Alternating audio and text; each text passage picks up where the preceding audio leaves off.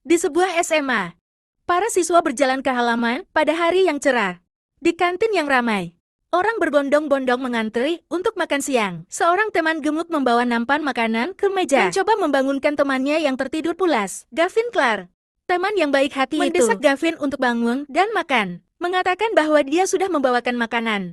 Melihat Gavin masih tidur nyenyak, temannya menghela nafas, mengira temannya pasti kelelahan karena begadang mengobrol dengan Xenia Scott. Gavin perlahan terbangun, dalam keadaan linglung, bertanya-tanya di mana dia berada. Saat aroma yang menggoda menusuk hidungnya, matanya terpaku pada nampan makanan mewah di depannya. Terkejut menyadari bahwa itu adalah nasi dan lauk pauk. Dia tiba-tiba melompat menerjang ke arah nampan makanan. Dengan ekspresi terkejut, membuat seorang siswi di dekatnya terlunjak. Dengan mata berbinar, Gavin menopang kedua tangannya di meja, menatap kedua porsi makanan, seperti binatang buas yang kelaparan, membuat temannya terkejut. Tanpa ragu sedikit pun, Gavin menyambar paha ayam dan mulai melahapnya. Temannya Yanil Parker berteriak cemas, menyuruh Gavin makan pelan-pelan agar tidak tersedat.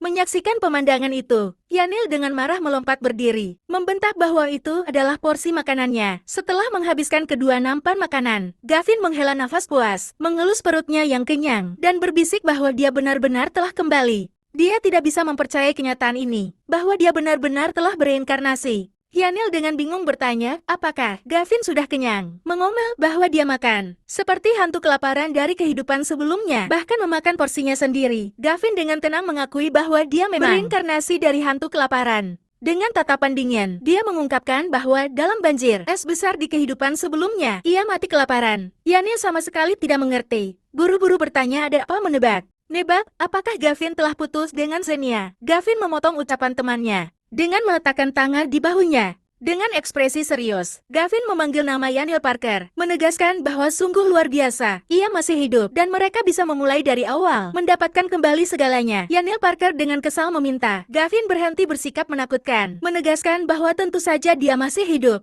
Gavin buru-buru meraih bahu temannya dengan mendesak, menanyakan tanggal saat ini. Dan Yanil dengan bingung menjawab bahwa hari ini adalah 8 Agustus tahun 2024. Dalam benaknya, Gavin membayangkan masa depan yang membeku, memperingatkan bahwa hanya dalam 1/2 bulan lagi, dunia akan tenggelam dalam zaman es dengan suhu turun hingga minus 50 derajat. Yanil mengira temannya sedang mengoceh di tengah musim panas 40 derajat. Dengan cemas bertanya, apakah Gavin punya masalah dan berjanji akan membantunya menyelesaikannya. Gavin berbalik, membenarkan bahwa dia benar-benar membutuhkan bantuan. Dan Yanil dengan senang hati setuju, karena hubungan dekat mereka. Tunggu sebentar, Gavin berbalik dan mengajukan permintaan yang mengejutkan. Pinjamkan uang 1 juta untuknya, membuat Yanil yang sedang minum air menyemburkannya. Karena terkejut, Yanil tergagap, bertanya, apakah Gavin serius? Dan menerima penegasan kuat dari temannya. Dengan tegas menolak, Yanil menyatakan bahwa 1 miliar adalah angka yang tidak masuk akal. Bahkan menjual ayahnya pun tetap mustahil. Gavin lalu bertanya kembali, berapa ayah Yanil bisa dijual? Dan menerima jawaban canggung, paling banyak 500 juta. Gavin lalu balik mengkritik Yanil karena berani menjual ayahnya, membuat temannya kesal karena ketidakmasuk akalan itu. Tepat pada saat ini, sepasang kekasih lewat pria berambut pirang. Zaek Yong berbisik pada gadis berambut merah, Xenia, bahwa dia telah memesan kamar pribadi untuknya.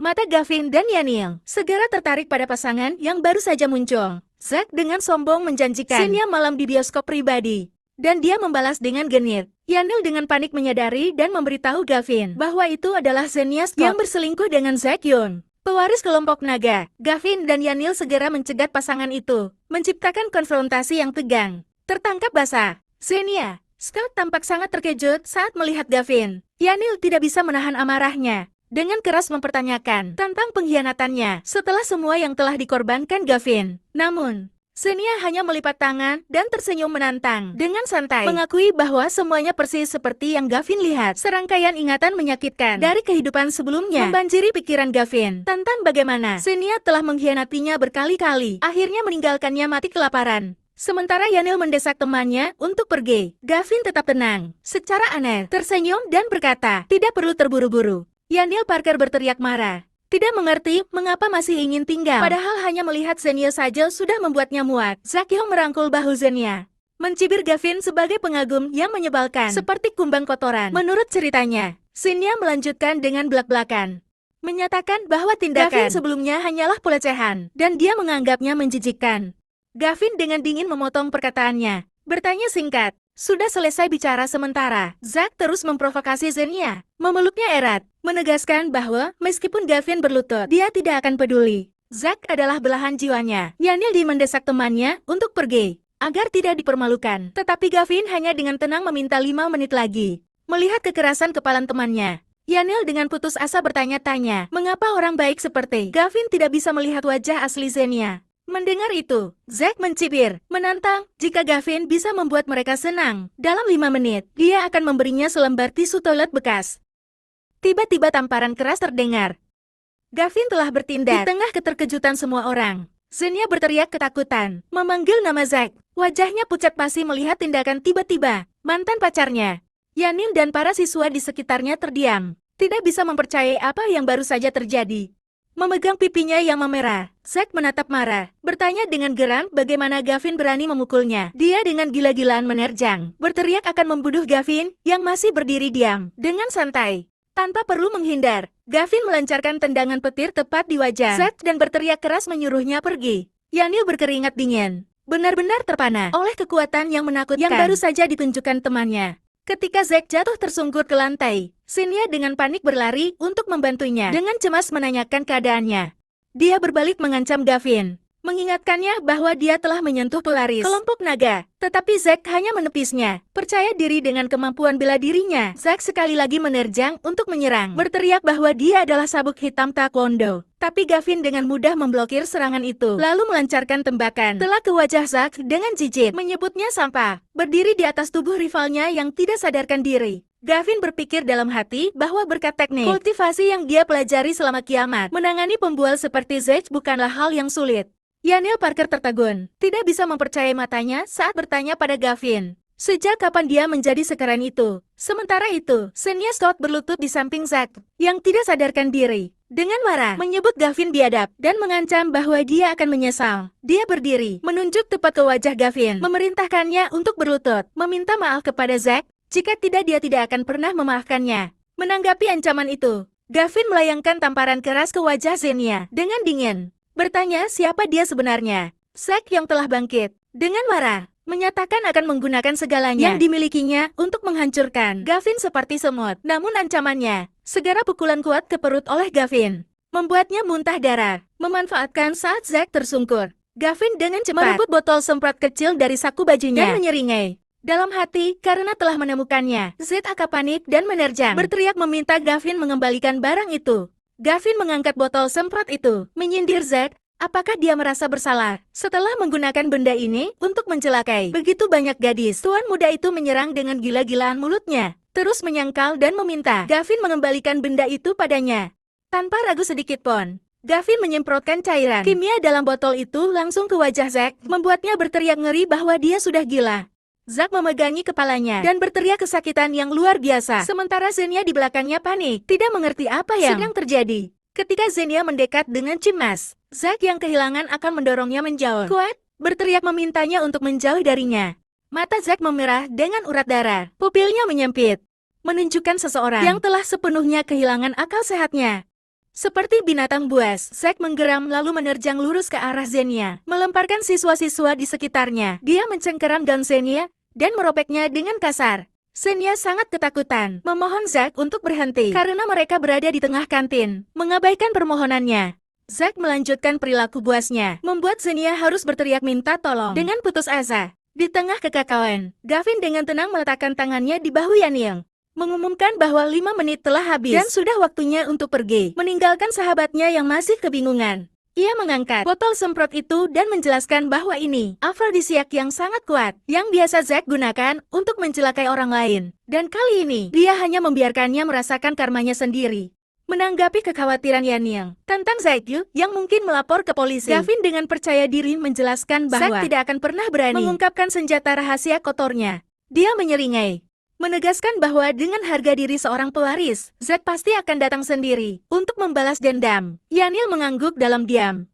Akhirnya mengerti bahwa dengan karakter Zack, ia hanya akan menemukan cara untuk menyelesaikan masalah secara pribadi dengan Gavin. Keduanya berjalan keluar dari kantin yang kacau. Yanil bertanya dengan penasaran tentang tujuan mereka. Selanjutnya, Gavin berbalik dengan senyum cerah. dengan lantang menyatakan tujuan yang mengejutkan, pergi menjual rumah mereka.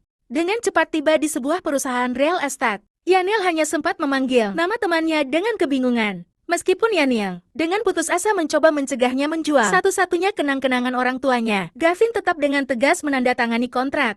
Dalam hatinya, dia sudah memiliki rencana yang jelas, menggunakan 3 miliar yang didapat untuk menimbun persediaan, bersiap menghadapi kiamat es yang akan datang. Setelah menyelesaikan prosedur dengan agen properti wanita, Gavin dengan tenang menerima kembali dokumen itu. Meskipun Yanil masih tidak bisa memahami tindakannya yang tergesa-gesa. Meninggalkan kantor, Gavin dengan antusias mendesak untuk pergi ke perhentian berikutnya, meninggalkan Yanil yang masih sangat bingung. Dengan senyum penuh kegembiraan, Gavin menyatakan rencana selanjutnya hanyalah menghabiskan uang. Tujuan mereka adalah sebuah supermarket raksasa. Tempat rencana penimbunan Gavin akan segera dimulai. Dia tidak ragu meminta karyawan untuk mengambil 1.000 karung beras, tepung, dan minyak goreng untuk setiap jenis. Tidak berhenti di situ, dia juga memesan 10.000 kaleng makanan, kaleng untuk setiap jenis barang. Karyawan supermarket wanita itu tertegun melihat pesanan yang sangat besar, tak berani mempercayai telinganya, dan harus bertanya lagi untuk memastikan. Gavin melipat tangan dengan percaya diri membenarkan, sementara Yanil ternganga bertanya, apakah temannya sedang menimbun barang untuk seluruh supermarket. Ketika Gavin bertanya tentang layanan pengiriman, karyawan wanita itu dengan senang hati memastikan bahwa mereka bisa mengurus semuanya dari A sampai Z. Gavin lalu menoleh ke Yanil. Bertanya tentang gudang nol keluarganya di pinggir kota, membuat Yanil terkejut menyadari dia temannya. Dia merangkul bahu sahabatnya. Dengan tegas, mengatakan bahwa dia akan meminjam gudang itu dan akan terus berbelanja lagi. Tepat pada saat itu, dua teman sekelas mengenali Gavin dan mulai melontarkan ejekan, menyindir tentang dia yang dikhianati Xenia dan meragukan kemampuan finansialnya. Mengabaikan sindiran itu, Gavin Clark melanjutkan perjalanan belanja kiamatnya, meminta karyawan untuk mengambil puluhan perangkat elektronik mahal. Dia menyeringai menghitung. Karena ketika dunia tenggelam dalam es dan salju, sarana hiburan ini adalah hal yang sangat diperlukan untuk hari-hari panjang di rumah. Karyawan wanita itu sangat gembira karena bertemu pelanggan terbesar tahun ini. Sementara kedua teman sekelas di belakangnya terdiam karena terkejut. Mereka tidak bisa percaya bahwa orang miskin seperti Gavin bisa menghabiskan ratusan seribu untuk barang-barang mewah seperti itu. Tidak berhenti di situ, Gavin terus menunjuk. Memerintahkan untuk membungkus semua peralatan dan juga jaket pelampung termal. Gadis berambut ungu itu terkejut, menyadari bahwa jumlah uang yang telah dihabiskan Gavin telah melampaui 100 juta. Sesaat ia sampai pada satu-satunya kesimpulan. Gavin adalah seorang tuan muda kaya yang menyembunyikan identitasnya, dan ini adalah kesempatan emas. Di saat Gavin merasa puas dengan apa yang telah dia persiapkan, gadis berambut ungu itu diam-diam mendekat. Sebuah suara manis memanggil namanya, membuat mata Gavin memancarkan kilatan tajam. Kedua gadis itu telah berubah sikap, mengelilingi Gavin dengan pujian tentang penampilannya. Kenangan gelap dari kehidupan sebelumnya menyeruak. Gavin mengingat identitas mereka. Sharon Zeller dan Jolene sedikit, para penjahat yang meninggalkannya mati kedinginan. Sharon Zeller terus mengundang, mengajak Gavin makan untuk memecah keheningan yang canggung. Gavin tersenyum penuh arti, setuju dan berpesan kepada Yanil untuk membawa barang-barang itu pulang terlebih dahulu karena dia ada urusan. Berpikir bahwa mangsanya telah terpancing, Sharon dan Jolene menunjukkan wajah asli mereka dengan gembira, merencanakan untuk menguras habis Gavin di sebuah restoran mewah. Gavin dengan senang hati merangkul keduanya, memainkan peran sebagai orang bodoh yang lapar, siap untuk digiring. Mereka menuju sebuah gedung pencakar langit, simbol kemewahan dan harga mahal. Sharon dan Jolene terus memuji restoran itu, mendesak Gavin untuk segera masuk dan menunjukkan kelasnya di dalam ruangan yang megah. Salah seorang gadis bertanya pada Gavin, bagaimana menurutnya makanan di sana memegang buku menu di tangannya. Gavin tersenyum misterius dan dengan santai melontarkan sebuah pertanyaan. Apakah harganya terlalu mahal? Menanggapi pertanyaan Gavin, Jolene Little dan Sharon Zeller langsung mengejek, mengatakan bahwa tidak ada yang mahal. Dan jika dia tidak memesan, mereka akan memesan sendiri. Jolene segera memesan hidangan paling mewah. Di menu mulai dari caviar hitam emas, daging sapi, Wagyu M12 hingga lobster Antartika. 1 jam kemudian, Sharon Zeller duduk di tengah meja yang penuh piring nol. Dengan puas menyatakan bahwa sudah lama sekali ia tidak makan kenyang seperti itu. Ketika Sharon bertanya, Gavin berdiri dan menjawab bahwa makanannya sangat enak dan ia perlu keluar sebentar. Gavin sendirian langsung menuju konter resepsionis restoran mewah itu.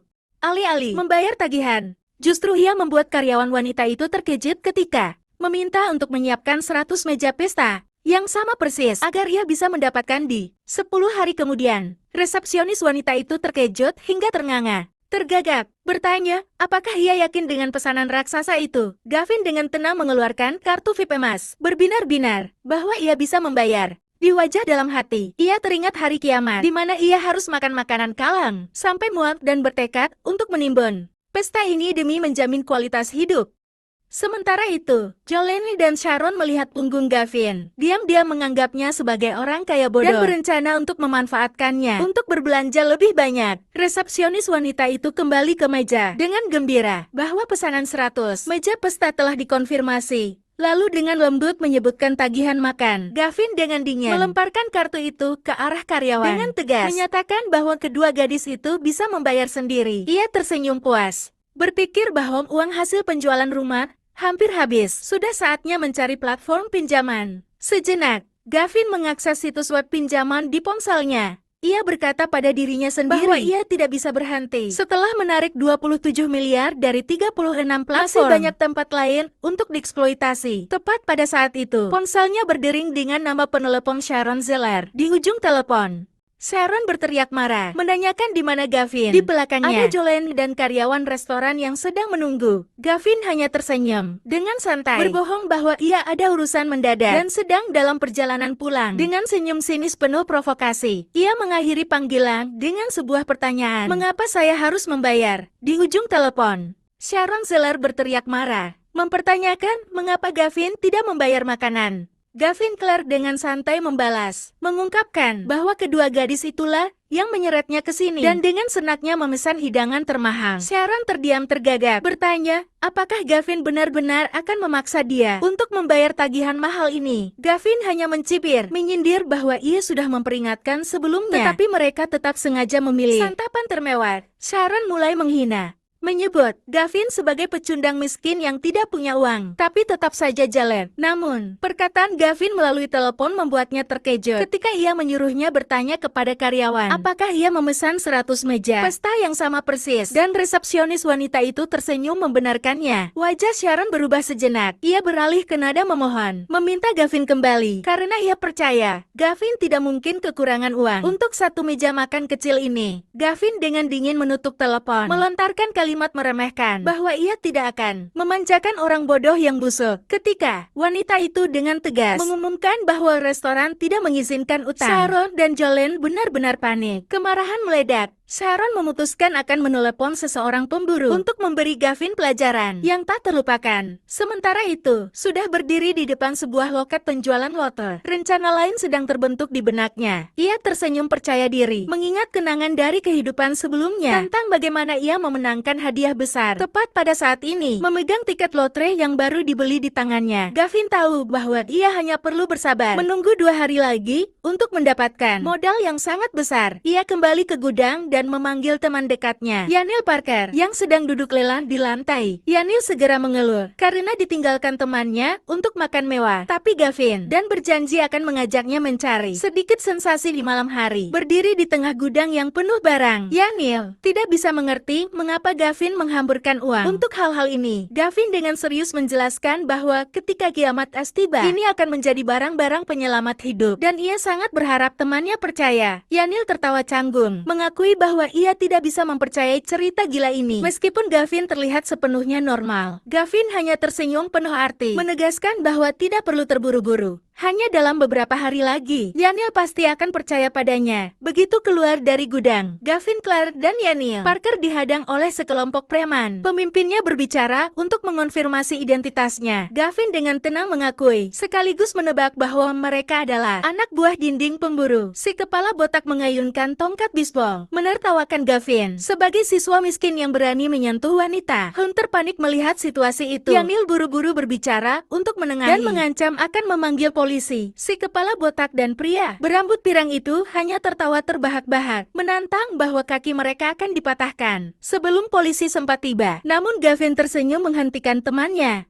mengatakan bahwa tidak perlu memanggil polisi. Kelompok preman itu mengira ia sudah takut mencibir. bahwa memanggil pun tidak akan ada gunanya dalam keputusasaan. Yanil mencoba menggunakan statusnya sebagai putra pemilik Parker's Building Materials untuk bernegosiasi. Si kepala botak mengenali tuan muda keluarga Parker, tetapi menepisnya, menegaskan bahwa satu-satunya target mereka hari ini adalah Gavin. Clark mengetahui tidak bisa mengubah keadaan. Yanil berteriak mendesak Gavin untuk lari, sementara ia akan mendekap mereka. Pria berambut pirang itu mendorong Yanil dengan kuat, sementara si kepala botak menggeram, mengayunkan tongkat langsung ke kepala Gavin. Yanil hanya sempat meneriakkan nama temannya dalam ketakutan. Gavin dengan dingin menghindari serangan, dengan mudah mencela ayunan. Tongkat itu terlalu lambat dan kurang teknik. Sejenak, ia menendang perut si kepala botak, membuat pria itu menjatuhkan tongkat bisbolnya. Preman itu memuntahkan darah. Tidak bisa percaya apa yang baru saja terjadi. Gavin memanfaatkan kesempatan, mengambil tongkat itu, dan memukulkannya langsung ke wajah pria itu, membuatnya tidak sempat mengeluarkan kata-kata makian. Pukulan brutal itu berakhir dengan tongkat yang ditekan dalam-dalam ke mulut si kepala botak, mematahkan semua giginya. Para anak buah yang tersisa terdiam, terkejut menyadari betapa kejamnya remaja ini bertindak. Dengan senyum penuh provokasi, Gavin memanggul tongkat itu di bahu dan menantang mereka semua untuk menyerang bersamaan. Terprovokasi oleh tantangan Gavin, preman berambut pirang itu menggeram, menghasut teman-temannya untuk menyerang dan membunuhnya. Namun Gavin hanya tersenyum gembira, mengayunkan tongkat bisbol dan menjatuhkan seluruh kelompok itu dengan mudah. Yanil Parker terdiam, tidak bisa percaya pada matanya bahwa teman baiknya yang lembut bisa sendirian menghadapi 6 preman dengan mudah. Berdiri di tengah kerumunan orang yang tergeletak, Gavin dengan dingin bertanya, apakah mereka sudah menyerah? Dan mereka semua buru-buru mengakui kekalahan. Segera setelah itu, dia mengeluarkan ponselnya, meminta setiap orang untuk mentransfer 10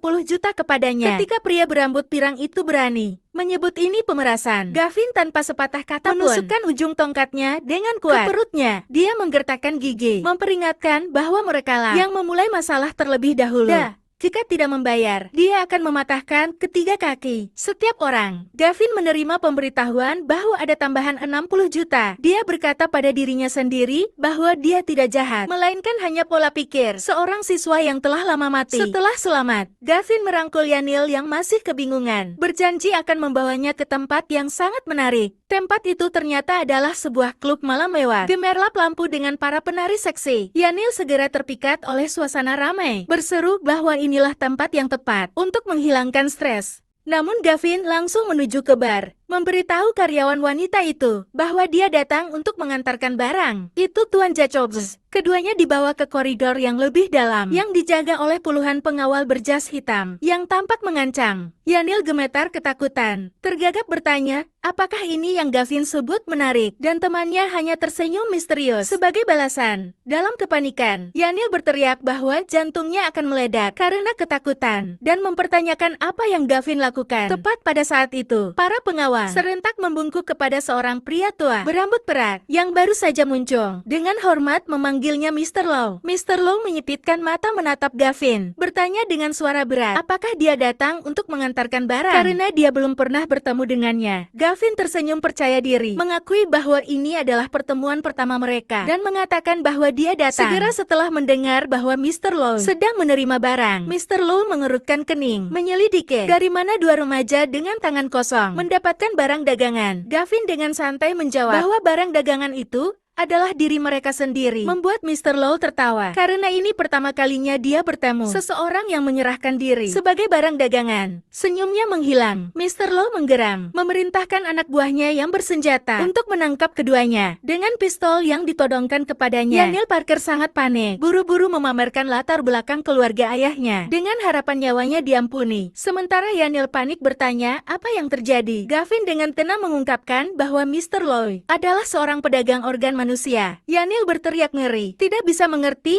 bagaimana dia bisa tetap tenang ketika tahu akan dioperasi untuk diambil organnya. Gavin mengabaikan temannya, berbalik untuk memprovokasi Mr. Low, bertanya, apakah seorang bos terkenal berani membeli barang dagangan ini? Terprovokasi, Tuan Renda menggeram bahwa tidak ada yang tidak berani dia beli, dan Gavin segera menawarkan harga 10 miliar untuk seluruh tubuhnya. Dengan jijik menawar harga turun menjadi 5 miliar. Beralasan bahwa pasar sedang digerebek dengan ketat, Gavin setuju dengan satu syarat. menerima uang di muka, dan akan mengirimkan barang dalam 3 hari. Kesepakatan yang diselesaikan dengan jabat tangan penuh makna. Segera setelah itu, Tuan Loi memerintahkan seorang anak buahnya untuk membawa kontrak penjualan diri agar mereka menandatanganinya. Ketika melihat hanya ada satu salinan kontrak, Gavin meminta satu salinan lagi untuk Yanil. Meskipun temannya melambaikan tangan, menolak dengan keras, Gavin dengan dingin mengabaikan protes Yanil. Gavin mengatakan dengan tegas bahwa dia juga menjual. Anak buah itu kehilangan kesabaran, langsung menodongkan moncong pistol dingin ke kepala Yanil dan menggera memerintahkannya untuk menandatangani. Begitu keluar dari sarang harimau, Yanil langsung meledak, mempertanyakan apakah Gavin masih manusia karena tega menjual temannya. Gavin hanya mengabaikannya, menganggap itu hal kecil. Tetapi Yanil berteriak bahwa Mr. Loi adalah bos geng kejam yang akan mencabik-cabik mereka. Mata Gavin menjadi tajam dan dingin. Dia menyatakan bahwa seorang yang tidak manusiawi seperti Mr. Loi akan mati dalam 3 hari ke depan. Menanggapi keraguan Yanil tentang menghadapi seseorang yang bersenjata, Gavin hanya tersenyum misterius dan berjanji akan menunjukkan kepadanya bahwa kiamat akan datang. Adegan beralih ke sebuah villa megah, di mana sebuah suara bertanya, apakah Tuan yakin hanya ingin menyewanya? Di hadapan keheranan agen properti wanita itu, Gavin Clark dengan tegas menyatakan bahwa dia hanya ingin menyewa villa ini. Yanil Parker melipat tangan, bertanya-tanya mengapa dia membutuhkan villa saat ini, dan Gavin hanya tersenyum misterius, menjawab ada sesuatu yang baik menunggu di dalamnya. Dia mengenang kehidupan sebelumnya ketika villa ini adalah tempat perlindungan terakhir, tetapi juga tempat yang menyaksikan kebejatan manusia, dan tempat dia kehilangan nyawanya. Dengan tatapan mata yang teguh, Gavin bertekad kehidupan barunya dimulai kembali, tepat dari tempat dia jatuh. Ketika agen properti mengumumkan bahwa pemilik tidak menyewakan, segera menawarkan untuk membayar 2 kali lipat harga. Agen properti menjelaskan bahwa uang bukanlah masalah, tapi Gavin dengan cepat menaikkan harga menjadi 5 kali lipat. Dia mengakhiri dengan tawaran 10 kali lipat harga sewa dan bisa membayar segera. Terpikat oleh jumlah uang yang besar, agen properti wanita itu dengan mata berbinar berjanji akan melakukan segalanya untuk membantu Gavin menyewa rumah itu. Gavin hanya meminta satu syarat, yaitu untuk merenovasi seluruhnya, dan agen properti itu dengan senang hati langsung setuju. Tiba-tiba Gavin mendengar suara seorang wanita mendesak Xenia Scott untuk mengambil kesempatan dengan Zack Young demi masa depan ibu dan anak itu. Yanil terkejut mengenal Xenia, dan Gavin menyeringai, menjelaskan bahwa Zack Young juga memiliki sebuah villa di sini. Xenia Scott berbalik, matanya terkejut ketika menyadari kehadiran Gavin. Dia langsung marah, menunjuk wajah Gavin dan dengan keras menuduhnya, menguntitnya. Ibu Xenia juga ikut campur, melontarkan kata-kata merendahkan bahwa Gavin adalah seorang pengagum miskin yang tidak pantas untuk putrinya, mengancam akan mengadu ke sekolah dan melaporkan ke polisi untuk memenjarakan Gavin. Gavin hanya membalas dengan santai dan sinis, bertanya, apa hubungannya dia menyewa rumah di sini dengan wanita itu? Xenia melipat tangan menyeringai, mengejak bahwa seseorang yang hanya memiliki beberapa juta untuk biaya hidup tidak mungkin mampu membayar sewa rumah di sini. Tepat pada saat itu, agen properti wanita itu kembali dengan gembira mengumumkan bahwa semuanya sudah selesai dengan harga sewa 25 juta per bulan. Ibu Xenia terdiam kaku, ternganga kaget, tidak bisa percaya apa yang baru saja dia dengar. Setelah pulih dari keterkejutan, Xenia Scott melipat tangan mengejek, dengan tegas menyatakan bahwa Gavin menyewa villa hanya karena ingin mengejarnya dengan sia-sia. Gavin hanya tersenyum jijik melihat delusi gila wanita itu. Yanil di sampingnya harus berteriak karena tidak bisa percaya. Ibu Xenia menarik putrinya pergi, mencibir bahwa hanya dengan 25 juta uang sewa, Gavin bahkan tidak cukup pantas untuk mengejar putrinya. Segera Gavin menyatakan kepada agen properti, dia akan membayar 10 kali lipat, yaitu 250 juta, untuk menyelesaikan kontrak sekarang. Ibu dan anak Xenia terdiam kaku. Dia berteriak bahwa Gavin hanya berakting dan tidak mungkin memiliki uang. Tanpa kata-kata yang tidak perlu, Gavin mengangkat ponselnya tersenyum. Transfer telah berhasil. Agen properti wanita yang dengan senang hati menyerahkan kunci-kunci pada Gavin, dan dia bersama Yanil dengan santai pergi, meninggalkan ibu dan anak Xenia yang terkejut di belakang. Mama Xenia terkejut, bertanya-tanya, apakah mereka salah menilai Gavin? Tetapi Xenia dengan marah menepisnya, menegaskan bahwa Gavin hanyalah seorang anak yatim piatu. Dalam perjalanan, Gavin bertanya pada Yanil, apakah dia mengenal pemilik perusahaan dekorasi interior terbesar, dan temannya mengonfirmasi bahwa dia mengenalnya. Gavin kemudian meminta Yanil mengatur janji Temu untuk merenovasi villa, yang membuat Yanil semakin bingung dengan temannya. Dengan senyum misterius, Gavin hanya meminta Yanil untuk tidak banyak bertanya dan mengatur janji Temu, berjanji bahwa semuanya akan menjadi jelas malam ini. Tak lama kemudian, Yanil dengan gembira bahwa ayahnya telah menggunakan koneksinya untuk membuat pemilik Heaven's Rainbow menunda semua urusan dan bertemu. Gavin dengan riang mengumumkan bahwa dia akan memberi ayah Yanil 1 truk mie instan sebagai ucapan terima kasih. Yanil panik menolak karena ayahnya tidak pernah makan camilan. Gavin hanya tersenyum percaya diri, yakin bahwa tak lama lagi ayah Yanil akan memuji hadiahnya. Mereka segera tiba di depan markas besar perusahaan dekorasi interior Surga Pelangi. Sementara itu, di dalam Ibu Zenia menasihati putrinya untuk melakukannya dengan baik karena Sekyung adalah orang yang membayar renovasi ini. Tepat saat Gavin dan Yanil masuk, seorang resepsionis wanita mendekati mereka dan bertanya apakah mereka punya janji, membuat Zenia yang berdiri di dekatnya menoleh. Begitu melihat Gavin, Zenia kembali menuduhnya tidak tahu malu karena menguntitnya hingga ke perusahaan dekorasi interior. Gavin hanya bisa menghela nafas pasang, bertanya-tanya mengapa takdir terus mempertemukannya dengan ibu dan anak yang bodoh ini. Yanil Parker terkejut mendengar Zenia. Scott dengan sombong berkata bahwa Gavin juga datang ke sini untuk renovasi. Dalam hati mencemuh orang bodoh yang memperbaiki tempat yang bukan miliknya sepenuhnya, mengabaikan wanita itu. Gavin dengan lantang memberitahu resepsionis wanita bahwa dia punya janji. Ibu Zenia dan putrinya memandang dengan curiga, mengira Gavin hanya mencoba terlihat lebih kaya dari kenyataannya. Tepat pada saat itu, seorang pria yang disambut dengan hormat oleh resepsionis wanita sebagai Tuan Seo masuk, bertanya tentang orang yang dia janjikan. Resepsionis wanita itu kemudian menunjuk ke arah Gavin dan kedua ibu anak Zenia berdiri. Ibu Zenia langsung bersukacita. Diam-diam mengagumi betapa berpengaruhnya Sekyung, sehingga bisa mengundang Tuan Zhou dari Heaven's Rainbow untuk menemui mereka. Dia berbalik untuk mengejek Gavin, membual tentang perbedaan kelas ketika putrinya disambut oleh bos itu sendiri. Sementara dia hanya bisa menunggu. Merasa yakin, Zenia melangkah maju untuk menyapa Tuan Zhou dengan ramah. Tuan Zhou tampak bingung, bertanya balik dengan canggung, apakah dia punya janji dengannya. Zenia tetap yakin menegaskan bahwa dialah yang membuat janji. Tuan Zhou mengerutkan kening dan bertanya, apakah namanya? Gavin Clark, membuat Zenia terkejut dan buru-buru menyangkal, serta memperkenalkan nama aslinya. Mendengar itu, Tuan Zhou segera menyingkirkan Zenia dan dengan dingin memintanya untuk tidak ikut campur dalam urusan orang lain. Gavin kemudian tersenyum dan melangkah maju, memperkenalkan dirinya sebagai Gavin Clark. Tuan Zhou terkejut dengan Gavin muda, lalu dengan senang hati mengundangnya masuk untuk membahas detailnya. Meninggalkan ibu maupun anak, Zenia tercengang, tak mampu menerima kenyataan. Zenia dengan marah berpikir bahwa ini pasti karena hubungan keluarga Yanil tidak mungkin memiliki pengaruh seperti itu. Pintu kantor direktur tertutup di belakang mereka. Di dalam, Zhou dengan akrab bertanya kepada Gavin muda, bangunan mana yang ingin dia renovasi?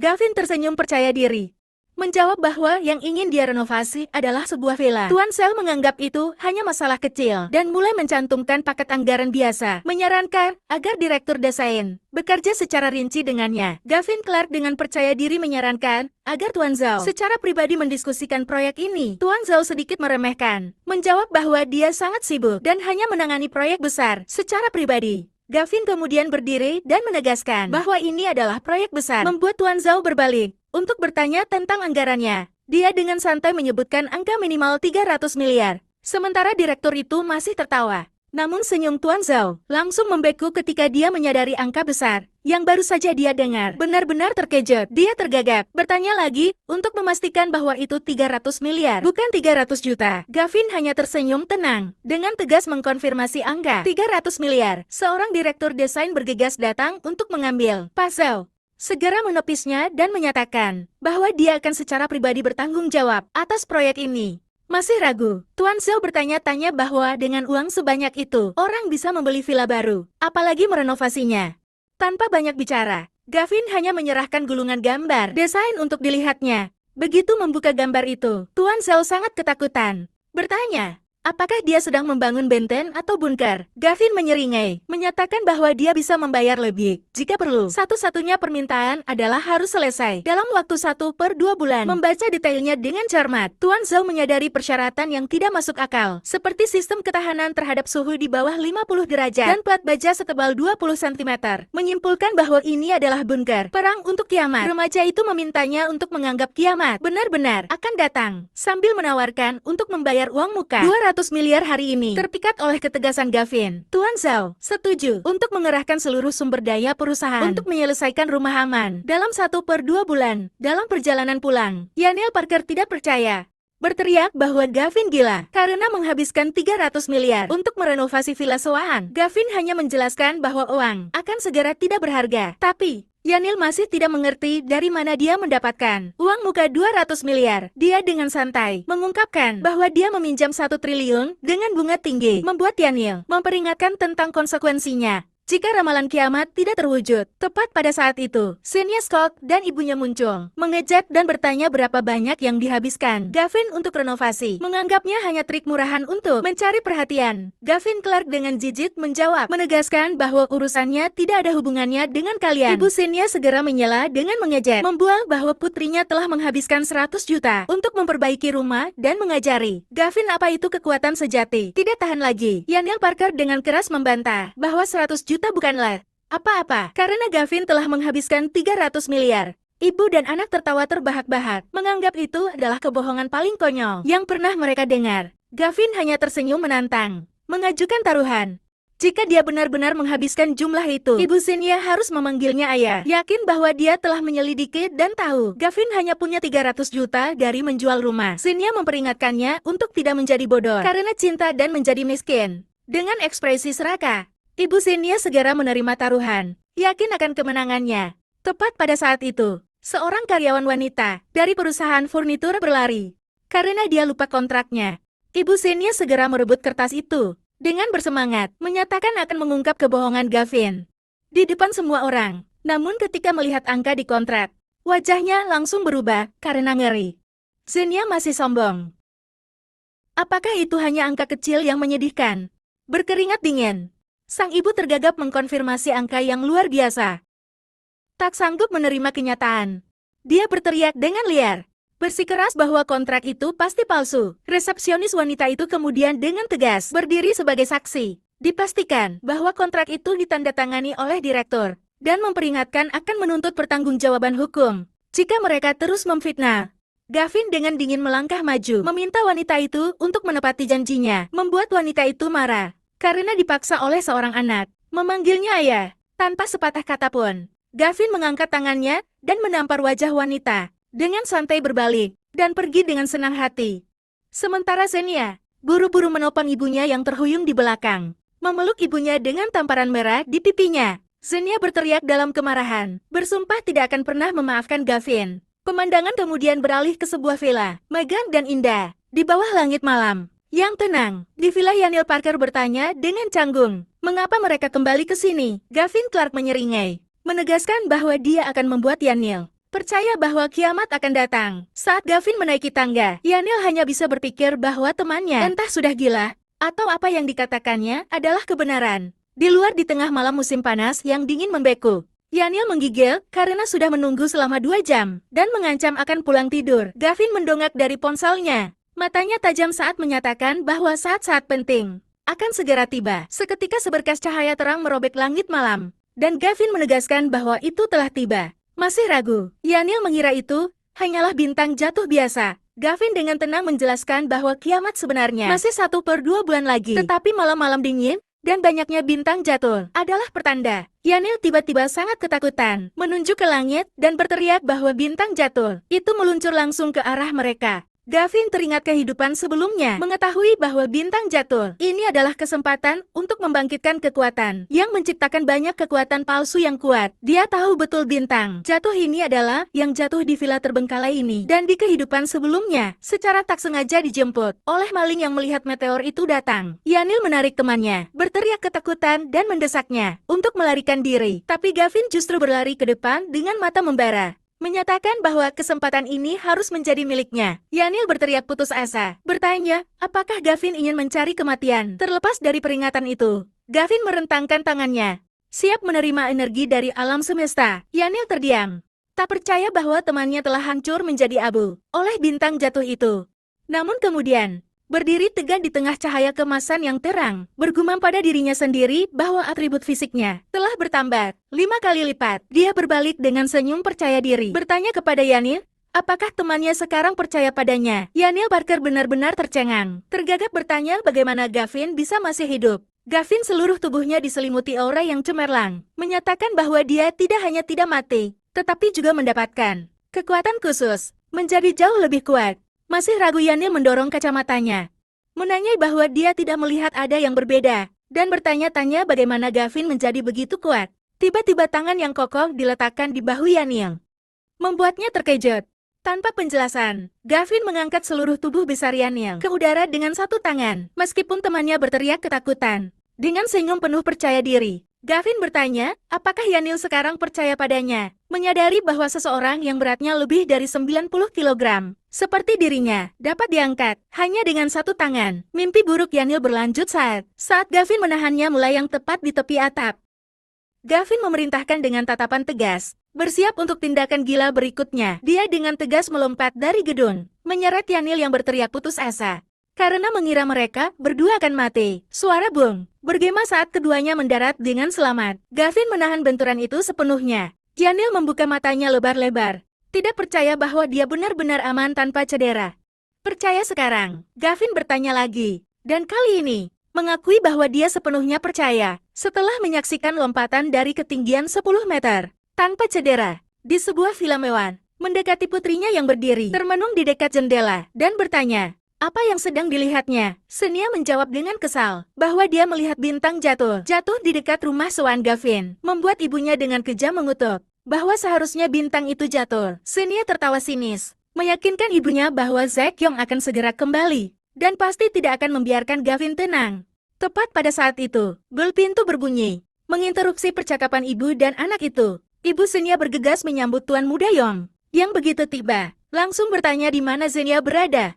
Senia segera berbalik, memanggil Zaek dengan nada suara yang menggoda. Zaek Yong maju dan memeluk Senia, menepuk pantatnya, dan meminta untuk mandi segera, karena dia telah menahan diri. Ibu Senia dengan canggung mengingatkan Zaek Yong tentang kehadirannya, tetapi pria itu hanya membentak, menyuruhnya merebus air. Senia buru-buru menghentikannya, memberitahukan berita penting pada Zaek. Gavin juga telah pindah ke lingkungan ini. Mendengar itu Zaek menjadi sangat marah, menggeram bahwa dia belum mencarinya, tetapi Gavin sudah berani muncul di depan. Ibu Senia segera menambah bahan bakar ke api, mengatakan bahwa Gavin sengaja menyewa villa di sini untuk mendekati putrinya, dan menghasut Zaek untuk mengusirnya. Zaek dengan tegas mengeluarkan ponselnya, menyatakan bahwa dia akan memanggil orang untuk telah membuatnya marah. Dengan wajah penuh amarah, pria itu menelepon seseorang bernama Bio, dan memperkenalkan dirinya. Panggilan itu dialihkan ke klub tinju yang ramai. Di atas ring Bio, seorang petinju berambut merah,